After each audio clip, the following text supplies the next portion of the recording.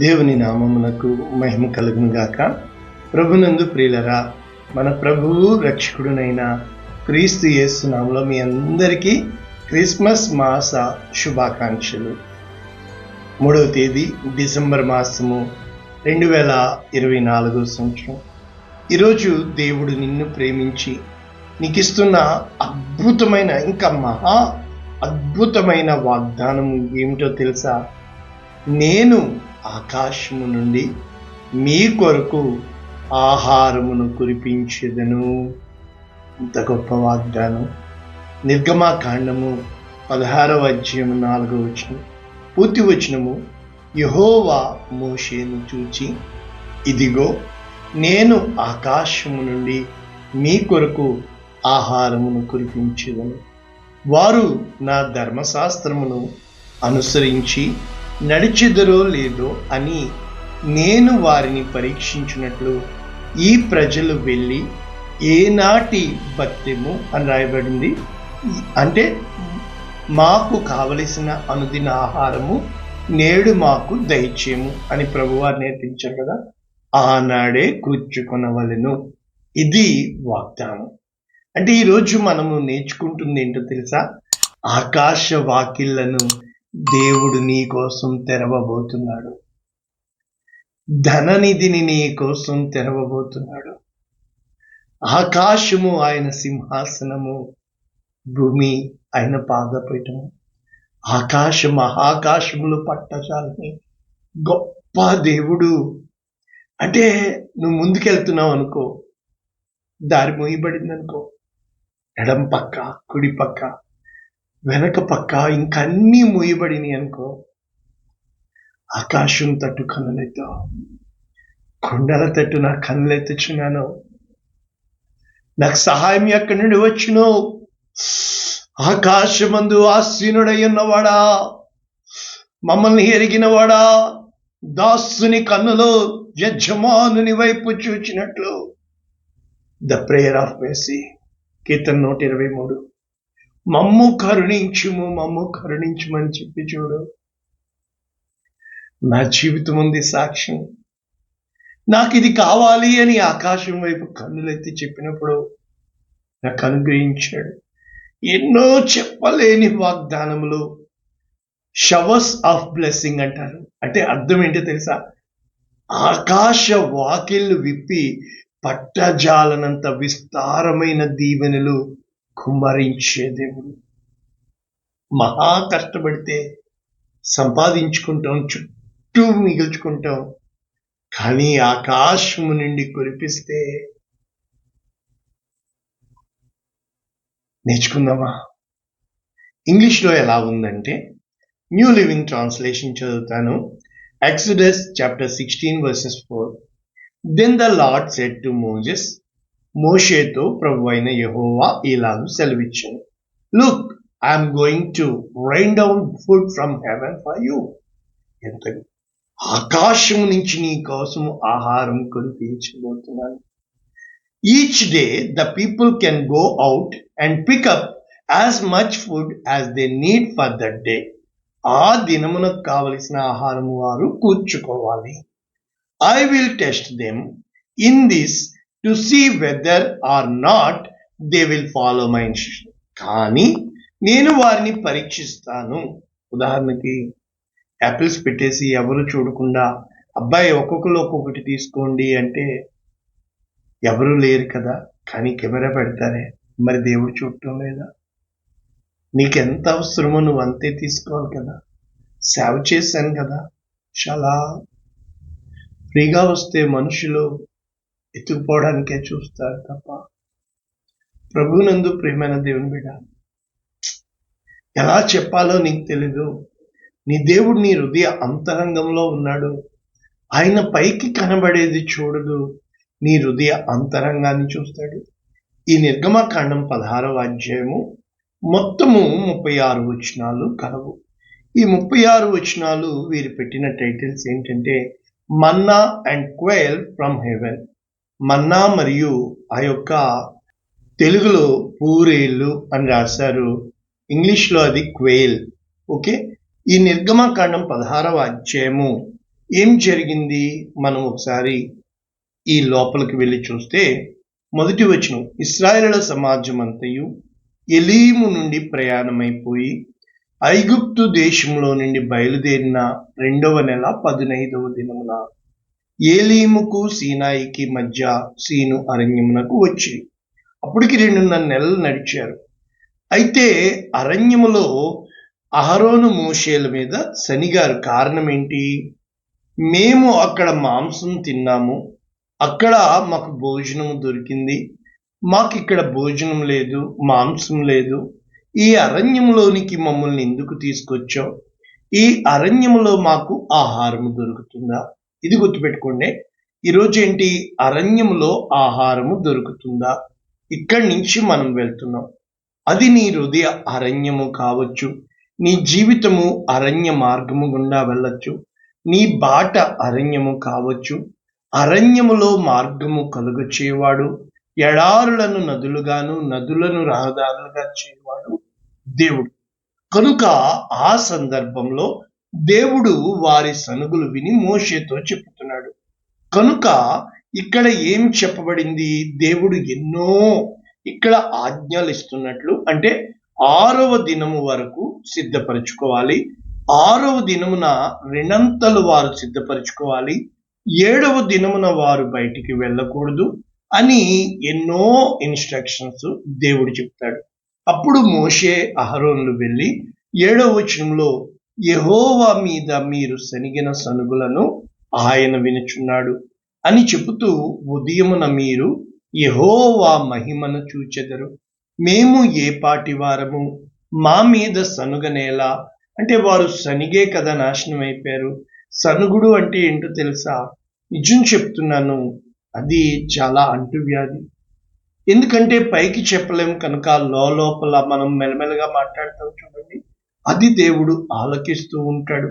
కనుక మోషే చెప్తుంది ఏంటంటే, మీరు తినుటకై సాయంకాలమున మాంసము, ఉదయమున చాలినంత ఆహారము యెహోవా మీకు ఇస్తాడు అని చెప్తూ, మేము ఏపాటి వారము అని చెప్తారండి. నిర్గమాకాండము 16వ అధ్యాయం 12వ వచనం, దేవుడైన యెహోవా నేనే అని తెలుసుకుంటారన్నారు కదా. సాయంకాలమున పూరేడులు వచ్చి వారి పాలెమును కప్పెను. ఓకే, ఆ పక్షులు గాలి తీసుకొస్తాయి, రైట్? ఎలాగ వలస పక్షులు వస్తాయి కదా, ఆ విధంగా. అయితే ఉదయమున మంచు వారి పాలెము చుట్టూ మంచు పడింది. అయితే ఆ మంచు ఇరిగిపోయిన తర్వాత నూకు మంచు వలె అని చెబుతూ ఏమి కనబడిందంట? దాన్ని చూచినప్పుడు ఏమైంది తెలియలేదు. కనుక ఇదేమి, వాట్ ఈస్ దిస్? మన్నా అంటే అర్థం ఏంటి? వాట్ ఈస్ దిస్, ఇదేంటి? వాళ్ళకి అర్థం కానిది, పేరు లేనిదే మన్నా. కనుక మోషే ఏం చెప్తున్నాడు? ఇది దేవుడు మీకు ఇచ్చిన ఆహారము అని చెబుతూ అక్కడ ఎన్నో చెప్తాడు. అయితే దేవుడు ఇచ్చిన ఆహారము. ఇప్పటి నుంచి మనం ఎక్కడికి వెళ్ళాలి? ఈ వాక్యాలు మళ్ళా మోషే గుర్తు చేస్తూ ద్వితీయోపదేశకాండము 8వ అధ్యాయము ఏమని చెప్పబడుతుంది? మీరు బ్రతికి అభివృద్ధి పొందాలి అంటే దేవుడు ఇచ్చిన ఆజ్ఞలు పాటించాలి అని చెబుతూ, దేవుడు ఎందుకు నిన్ను శ్రమల మార్గం గుండా నడిపిస్తాడు? ఆయన ఆజ్ఞలు గైకుందువో లేదో నిన్ను శోధించి నీ హృదయములో ఉన్నది తెలుసుకొనుటకు, అరణ్యములో నిన్ను అణుచుటకు 40 సంవత్సరములు దేవుడు నడిపించాడు. అంటే ఆహారము వలన కాక, ఈ మాట యేసుప్రభుల వారు సాతానుతో అంటారు కదా, యెహోవా సెలవిచ్చిన ప్రతి మాట వలన నరులు బ్రతుకుదురు అని నీకు తెలియచేయుటకు, నిన్ను అణచి ఆకలి కలుగచేసి నీవే కాని నీ పితరులే కాని ఎన్నడూ ఎరుగని మన్నాతో నిన్ను పోషించెను. ఆ 40 సంవత్సరములు నీ బట్టలు మాసిపోలేదు, నీ కాలు వాసిపోలేదు. అంటే ఎంతగా దేవుడు ఆదరించాడో చూడండి. అంటే దేవుడు వారికి చేసిన మేలులు, ఎన్ని గొప్ప మేలులు దేవుడు చేసి నడిపించాడు అంటే మనము ఇప్పుడు ఇక్కడి నుంచి ఎక్కడికి వెళ్ళాలి? నెహెమ్యా గ్రంథంలో వీరిని ఎలాగ నడిపించాడో 9వ అధ్యాయం 20వ వచనం. వారికి బోధించుటకు ఉపకార ఆత్మ. చూసారా?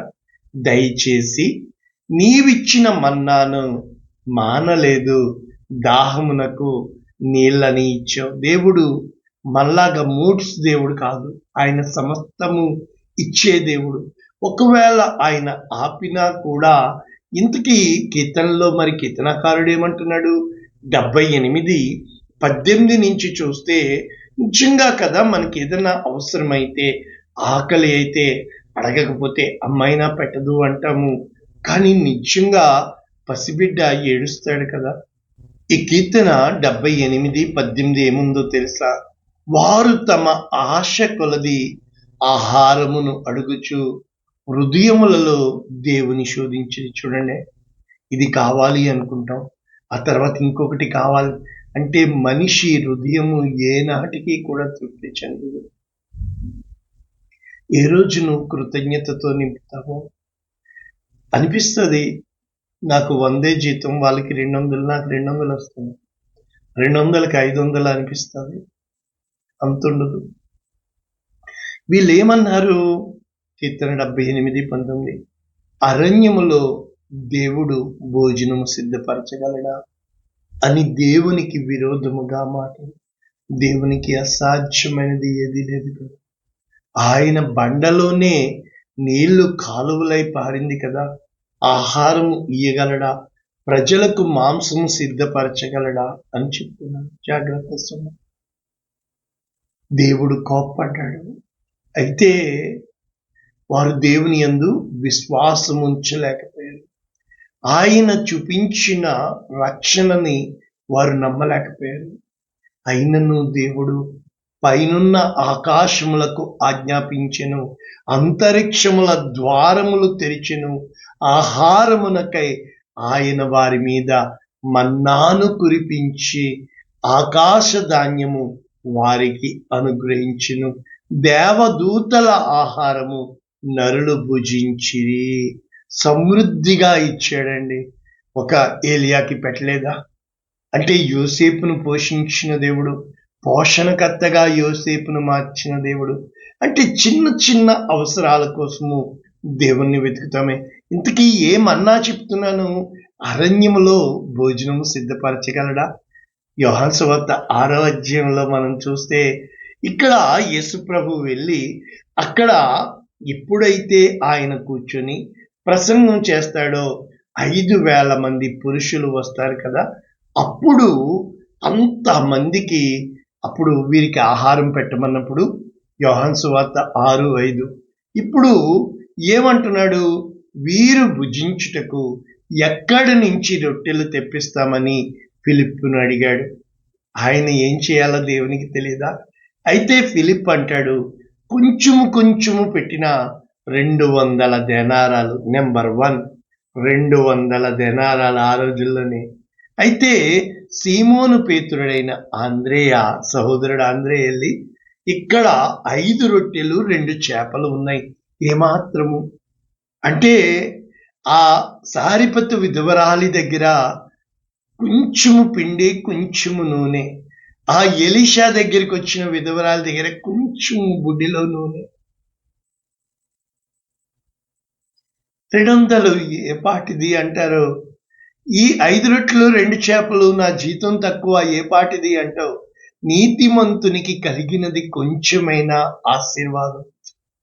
దేవా, ఇది నాకు ఇచ్చావు, నీకు ఇష్టమైందయా అని స్తుతించగలవా? అప్పుడు యేసు ప్రభు కూర్చొండబెట్టమన్నప్పుడు లెక్క పెట్టినప్పుడు 5,000 మంది.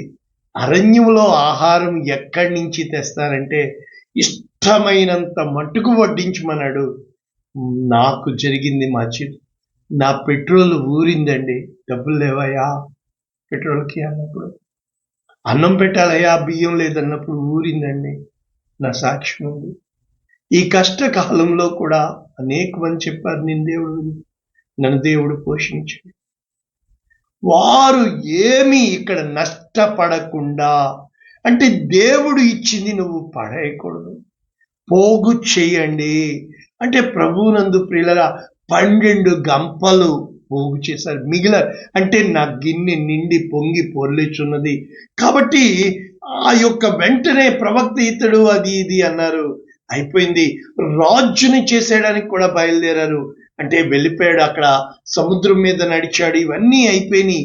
అయితే మనము ఇక్కడి నుంచి ఎక్కడికి వెళ్ళిపోవాలి? మనము వాక్యం అంటే ఈ యొక్క 6వ అధ్యాయము 28వ వచనంలో ఉందండి. మళ్ళాను దేవుని క్రియలు జరిగించుటకు మేమేం చేయాలి అని వాళ్ళు అడుగుతుంటే, ఆయన పంపిన వాని యందు విశ్వాసం ఉంచటమే దేవుని క్రియ. అంటే నువ్వు యేసు ప్రభు వారిని నమ్మటమే దేవుని క్రియ. అప్పుడు అయితే ఏంటి దాని వలన అని అడిగినప్పుడు, భుజించుటకు పరలోకము నుండి ఆయన ఆహారము మీ పితరులకు అనుగ్రహించిన అని అరణ్యంలో మన్నాను భుజించిరని చెప్పారు కదా. అయితే పరలోకము నుండి వచ్చు ఆహారము మోషే మీకు ఇయ్యలేదు, నా తండ్రియే పరలోకము నుండి వచ్చు నిజమైన ఆహారము మీకు అనుగ్రహించున్నాడు. పరలోకము నుండి దిగివచ్చి లోకమునకు జీవమునిచ్చినది దేవుడు అనుగ్రహించు ఆహారమై ఉన్నదని చెప్పుతూ ఏమని చెప్తున్నాడో తెలుసా? ఆలోచించండి. ఈ ఆహారం మాకు ఎప్పుడు కావాలి? సమరయ స్త్రీ అంటది కదా, ఆ నీళ్లు నాకు ఎప్పుడు కావాలి, నేనేం చేయాలి? అది నేనే అంటాడు కదా. ఇక్కడ యేసు వారితో జీవాహారం నేనే, I'm the life bread of the life.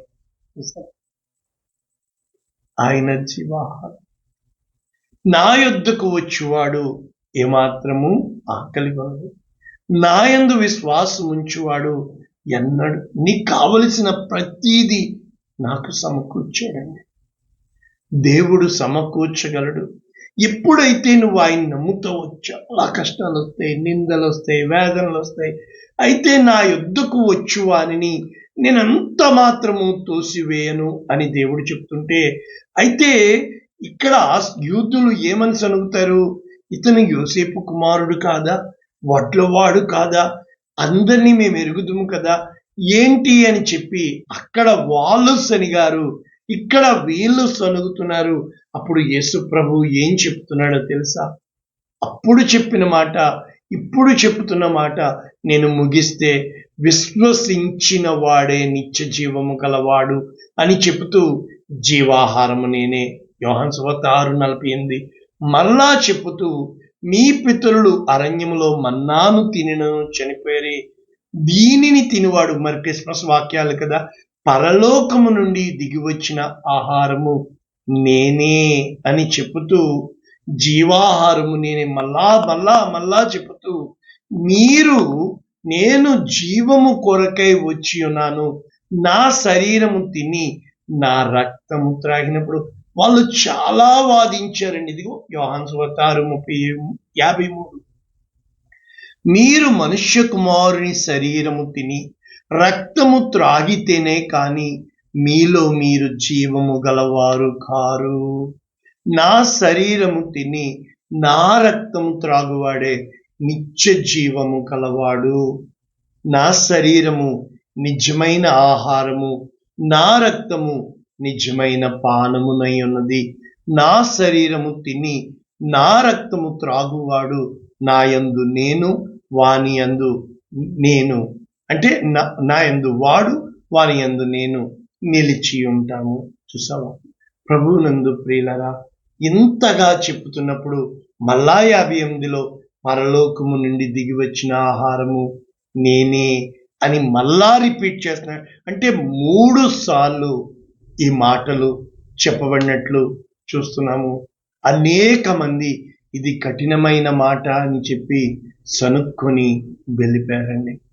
అంటే ప్రభువునందు ప్రియమైన దేవుని బిడ్డ, ఏ రోజన్నా యేసు ప్రభువులో బుద్ధి జ్ఞాన సర్వ సంపదలున్నాయని, యేసు ప్రభువులో నిత్య జీవం ఉన్నదని, యేసు ప్రభువు ద బ్రెడ్ ఆఫ్ లైఫ్ అని, ఆయన జీవ జలముల ఊట అని నువ్వు గమనించగలుగుతున్నావా?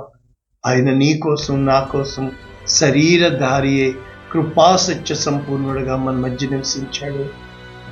ఆయన్ని నమ్మడమే, ఆయన మాటలు చెప్పుకొని బతుకుతున్న నేను, ఆయనే నా ప్రోడక్ట్. ఆయనే లేకపోతే ఈ లోక సంగతుల్లో నువ్వు హీరో కావచ్చు, అయితే దేవుని సన్నిధిలో జీరో. ఈ లోకంలో జీరోవా? తను తాను తగ్గించుకున్నవాడు హెచ్చింపబడతాడు. ఇవన్నీ కూడా ప్రతి వచనము, ప్రతి భావము యేసుక్రీస్తు గురించి రాయబడి ఉంది. ప్రార్థన చేయన ఆ జీవాహారము యేసు ప్రభువే, ఆ మన్నా యేసు ప్రభువే, ఆ యొక్క జీవ జలముల ఊట యేసు ప్రభువే, ఆ బండ యేసు ప్రభువే, అన్ని యేసు ప్రభువే.